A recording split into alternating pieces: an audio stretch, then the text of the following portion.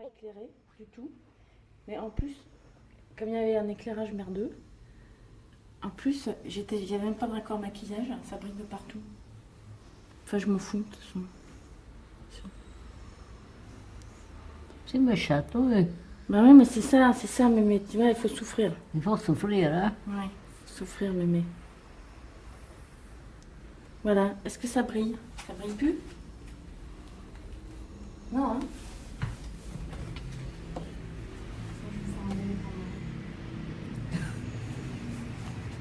Oh là là, qu'est-ce que je fais moche, mon Dieu. Hein? Voilà, non. Il vaut mieux que je ne me vois pas. Oui.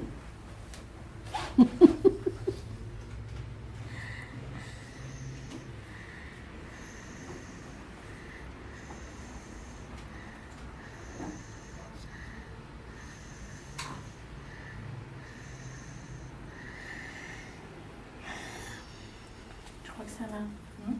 Ok. C'est bon, là, hein? Vous pouviez vivre en France en 1925 Tranquillement, sans être naturalisée française. bien sûr, oui.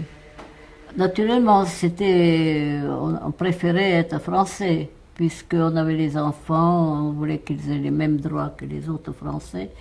Et enfin, ils ont fait les écoles ici, ils ne savaient même pas une autre langue, et c'était... Et vous avez eu des enfants en quelle année? Mon fils, Robert, est né en 25, et Émile, le pauvre, est né en 27. Et vous vous êtes adapté à la France très vite. Oui, oui, bien sûr. Vous parliez français avant de venir? Oui, oui. Vous l'aviez appris? Dès mon enfance, j'avais pris des leçons. Mes parents m'ont fait apprendre le français. J'avais des leçons de français avec des institutrices, avec des professeurs C'était des leçons particulières. particuliers, oui.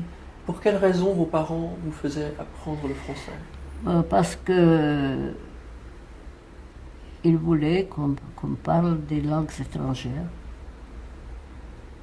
Ça appartenait à l'instruction, oui. L'anglais aussi, le français et l'anglais, mais principalement le français. Vous savez qu'à Vienne, les gens comment vous expliquer, les intellectuels, ils avaient une préférence pour la France. On avait un idéal, depuis Napoléon, on croyait que vraiment tout est, comment dire,